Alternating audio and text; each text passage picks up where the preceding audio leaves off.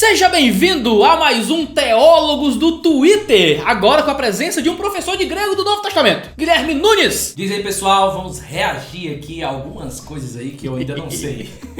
Eu não deixei o Guilherme ver nada das loucuras que vocês mandam pra mim no Twitter, né? Eu tô abrindo agora aqui a chamada pro Teólogos do Twitter e vamos ver o que é que tem de bom pra hoje. Lembrando que esses conteúdos especiais que a gente tá produzindo aqui tem o objetivo de divulgar o nosso curso Simplificando o Grego Bíblico, um curso de grego 100% online, mais de 120 aulas já disponíveis a partir do momento que você se matricula. Até sexta-feira as matrículas estão abertas para estudar com a gente. Esse curso vai do 0, 0, 0, 0 até o avançado. Você vai ser acompanhado também pela mentoria no Telegram, pelo Telegram. E tenho certeza que você, mesmo com a desculpa que não tem tempo, vai sim conseguir fazer esse curso, porque são aulas, microaulas de 5 a 7 a 10 minutos, que você pode assistir durante o café da manhã, andando no ônibus ou algo assim. Então conheça o nosso curso de grego. E se você acha que não dá conta, 15 dias, seu dinheiro de volta. Você pode fazer o curso, entrar lá, você tem 15 dias para estudar, assistir o máximo de aulas que você conseguir em 15 dias. E se você não quiser, a gente devolve seu dinheiro. É o quanto a gente acredita na qualidade daquilo que a gente está tentando entregar para você. A gente não quer que você esteja com a gente porque fez uma compra por impulso. A gente quer que você esteja com a gente porque foi lá, conferiu e viu com os próprios olhos que o grego bíblico é uma possibilidade para você. Então você pode estar pensando, por que aprender o grego bíblico? Bem, para não cometer alguns desses deslizes que nós vamos ver aqui,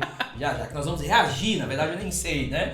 Mas o grego bíblico está diretamente ligado com a sua interpretação bíblica. E se você é um cristão, se você tem interesse na palavra de Deus, aprender o grego vai com certeza te levar a um mergulho naquele mundo antigo, no mundo das escrituras. E eu tenho certeza que você não vai sair igual quando você tiver contato com o grego bíblico. doisdedosteologia.com/grego, link aqui na descrição. Mandaram pra mim aqui da Bruna Santini. Ekballo, em português, vaza fi. Tá certa a tradução? Ai. Então, é pra... Você vai comentar mesmo? Então, eu acho que numa bíblia freestyle, em contextos de demônio, de expulsão de demônio, sim. Vaza fi. Mas em contextos missionários, talvez seja vá meu filho, né? A gente falou sobre o Ekballo no vídeo da semana passada. Mandaram pra mim aqui, as 95 teses foram atualizadas com sucesso. Primeira tese, é totalmente certo ter adultério no púlpito. Meu Deus! Eu acho que isso é uma crítica social, eclesiástica, a pastor adúltero que continua na igreja. Ok. Deve ser isso. Mas é o quê? É feito por desigrejado, anti-igreja, o que é? Não sei, é uma pessoa normal aqui. O nome do perfil é Deusa do Trovão Natalina. Eu não sei se isso é crente, se não é crente. Se é crente sendo divertido, se é... Não sei. Não tem aqui... Não tem pastora Deusa do Trovão, entendeu? É cristã, tá aqui, ó. Aqui, ó. Cristã, tá aqui. Cristã. Okay. Se é cristã, é cristã. Tem uma de hebraico aqui, pode ser? Ok. A cara do rapaz. A cara de tristeza do rapaz.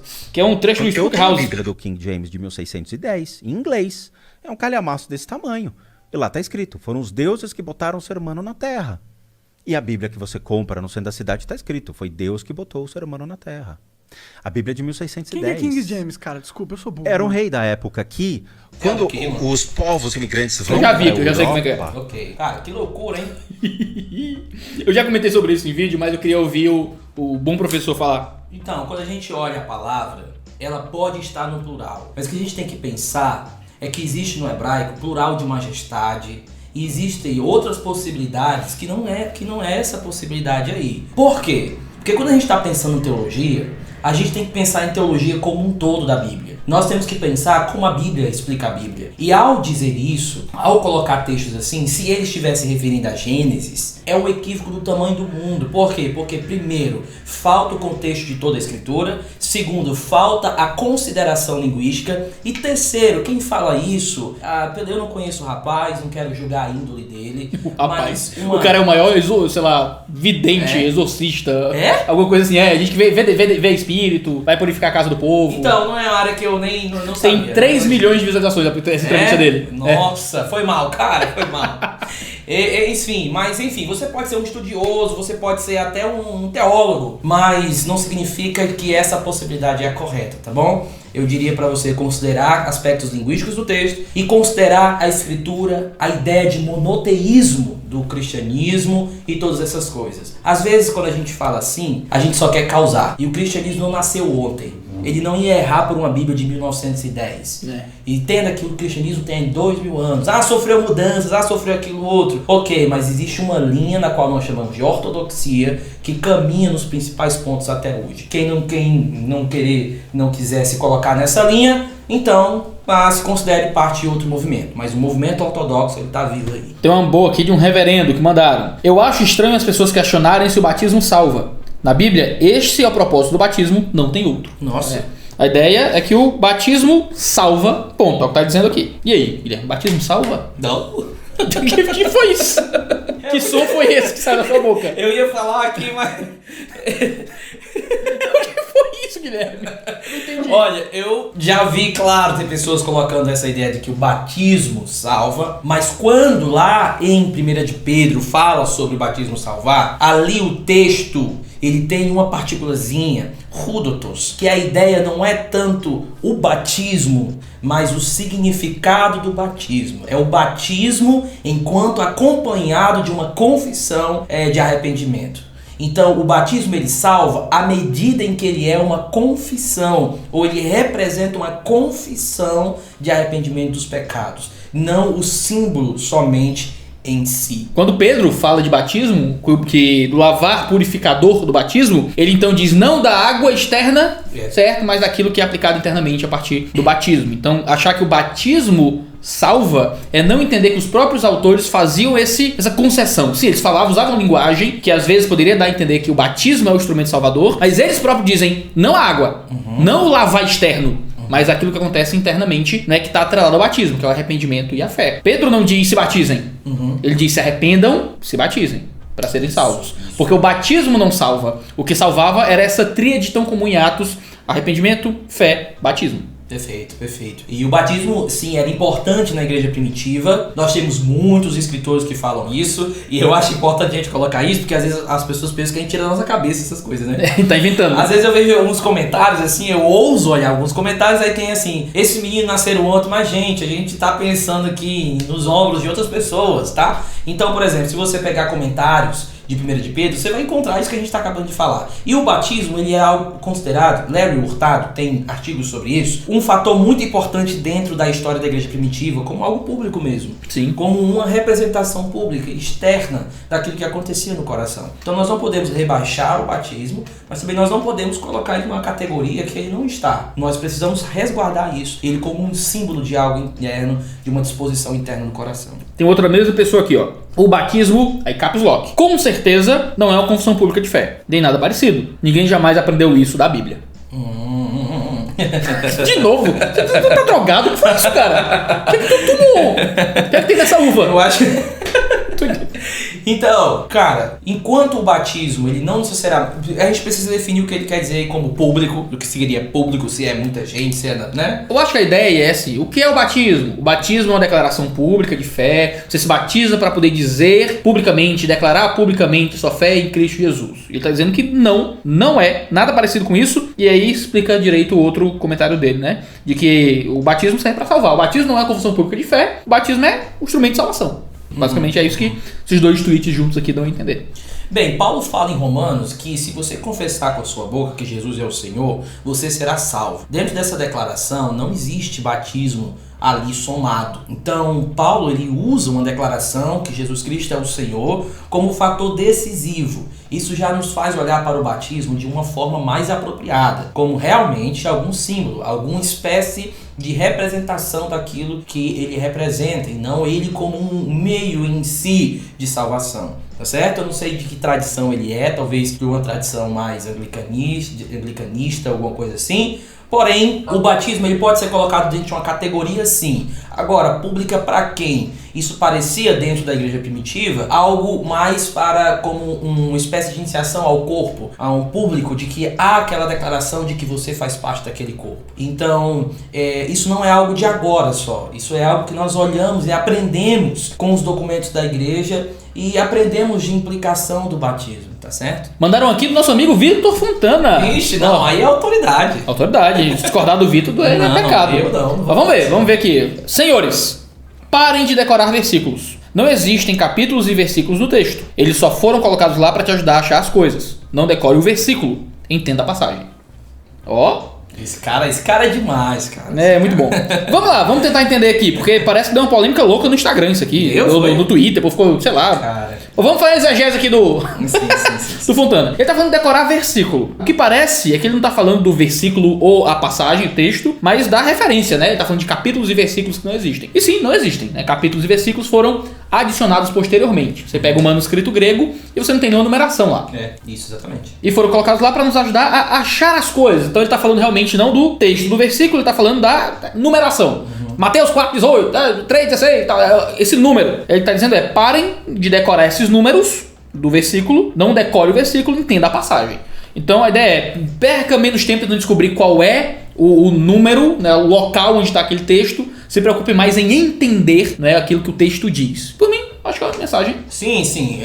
Pelo texto aí, pela segunda parte, ele não quer dizer, talvez, que a memorização não seja algo importante da passagem. O que ele está querendo lutar, talvez, seja com algum tipo de texto-prova aleatório que é feito em alguns debates teológicos. Então, por exemplo, dentro do fundamentalismo, em algumas áreas, principalmente escatologia, quando a gente vai debater escatologia, eu já tive essa experiência, as pessoas ficam soltando referência solta. Referência solta como se fosse uma espécie de fator decisivo. Cara, já viu Zacarias tal, versículo tal, e aquilo é como se fosse o ponto alto de toda a argumentação, enquanto o entendimento da passagem ele fica de lado. Sim. Então acho que esse é o ponto dele aí. Aí teve algumas respostas aqui, o cara disse, não, mano, mas decorar é um caminho para meditar e consequentemente entender a passagem.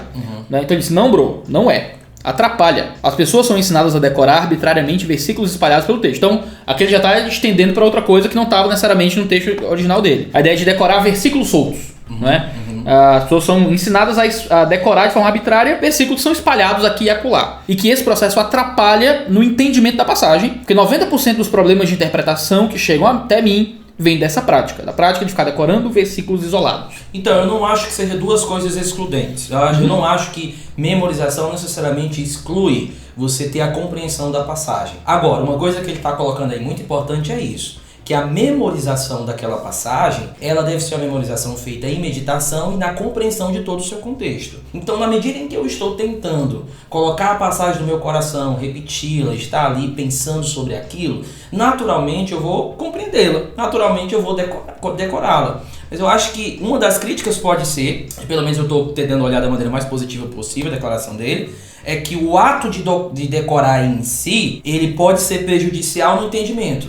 Mas eu particularmente não vejo como duas coisas excludentes. Agora, o ideal seria, na verdade nem seria o ideal, a única opção seria decore, desde que você tenha a compreensão contextual do que você está decorando. Exato, ele respondeu uma pessoa aqui e disse muito bem. O cara disse, o cara, né, povo sendo grosso, né? No Twitter, como sempre, eu não vou ler não pra não dar pau pra gente grossa. O cara falou, decore quantos trechos das escrituras forem possíveis. Ele disse isso. E o Vitor disse, trechos? Sou totalmente a favor. Não disse não memorize nada. Depois que você entende a passagem, deve guardar quantos trechos forem necessários. Perfeito. Podem ser 2 versículos, meio versículo, um só, mas tem que entender o que decora. O versículo em si é uma divisão artificial. Acho que entendi melhor também o ponto dele aqui. Essa cultura que é muito comum em igrejas tradicionais, como a minha, a nossa, né?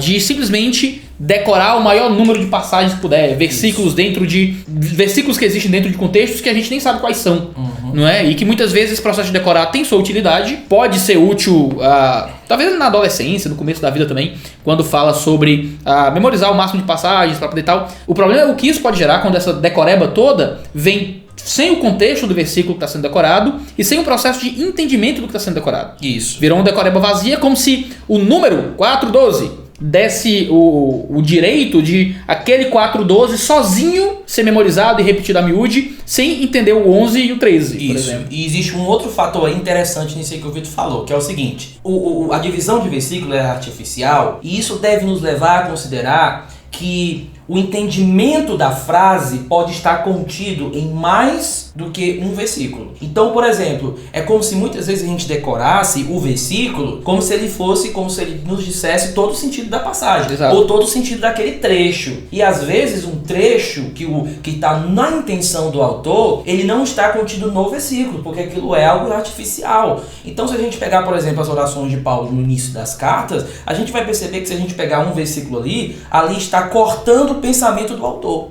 A nível de conhecer o trecho e de realmente, eu vou querer honrar o que Paulo falou, então eu vou querer memorizar uma parte do pensamento dele. Se eu quero memorizar todo o pensamento em si, ou então aquele trecho de pensamento, às vezes eu vou precisar ir além de um versículo. Exato. Somente o versículo eu vou cortar no meio. Cara, vamos ser muito sinceros. Muitos dos nossos problemas no pastorado hoje vêm de versículos soltos decorados. Então tudo posso naquele que me fortalece. Esse versículo sozinho está dizendo o oposto daquilo que ele está dizendo no contexto. Porque Paulo está dizendo, eu posso passar por toda situação difícil, porque Deus me fortalece. Quando o Neymar usa, ele está dizendo, eu posso qualquer coisa, consigo alcançar meus objetivos. A ideia de que eu sou mais do que vencedor. Essa frase sozinho, você é mais do que vencedor, evoca uma ideia de vida. É verdade. Paulo diz isso no contexto de vocês passam por fome, perigo, espada, morte, altura, profundidade, ovelha entregue ao matadouro. Em tudo isso, mais que vencedor. Entendeu? Então muitas vezes o problema, e eu acho que é isso que o Vitor tá chamando a atenção, claro, tweet, né? Tweet não é tratado, né? Então é uma frase para trazer uma ideia maior. O que o Vitor tá dizendo é simplesmente pegar essas passagens específicas, achando que a numeração representa uma divisão divina daqueles trechos, vai te prejudicar no processo de entendimento das passagens, muitas vezes. Isso. Você tem que focar muito mais em entender, e sim, depois de entender, memorizar o que puder, do que em ficar aprendendo a recitar versículo como se isso fosse um instrumento de salvação ou de aproximar você de Deus ou o que é que seja. Honrar o significado do que alguém disse é falar a ele em o pensamento completo. Mas nós sabemos que às vezes o pensamento completo está em todo o parágrafo. Ok, mas às vezes a gente sabe que um pensamento completo ele é composto de pequenos pensamentos. O que talvez ele queira dizer é justamente isso que a gente está falando aqui. De que um pequeno pensamento, um pequeno bloquinho, às vezes ele vai além de um versículo. Então, por isso que é importante você entender o trecho e às vezes a memorização ser do trecho. Né? O John Piper é a favor da memorização das escrituras, mas se você vai observar, não de versículos isolados, mas às vezes de todo um livro, de Filipenses, de um capítulo inteiro e assim por diante. Né? Às vezes eu faço assim, só pra gente terminar esse ponto aí. Às vezes na minha igreja eu peço pro pessoal memorizar o trecho que eu tô pregando. Então às vezes eu fiz uma série durante o culto de quarta e é mais fácil, porque eu tô dando pra eles o trecho inteiro, entendeu? O pensamento inteiro que eu vou pregar ali. Esse foi mais um episódiozinho do Teólogos do Twitter, esse programinha Chuchu Beleza, onde a gente comenta as coisas que vocês mandam no Twitter pra gente bater papo aí sobre grego, bíblia e tudo mais. Guilherme Nunes aparece aqui de vez em quando, das matrículas abertas do Simplificando o Grego Bíblico. Só até sexta-feira, não perde o nosso curso. Aproveita, o link vai estar aqui na descrição, é só clicar e já fazer a sua matrícula. E 120 aulas já caem no seu colo automaticamente materializados. Pô! Na sua mão. Então, Deus abençoe. Até o próximo vídeo, toda terça e quinta-feira, 10 horas da manhã, aqui no 2 Dedos de Teologia. Valeu! Tchau, gente. Bem, pra não cometer... Desculpa. Desculpa. Cara, o café te deixou. Pera, eu vou botar uma uva na boca. Tá Vou botar uma uva na boca pra não rir. Vai. Vai. Caraca, a gente nem falou do curso de grego, a gente tá malucaço. Esse foi o Teólogos do Twitter. Aí. Que foi, mano? Eu tô comendo a uva.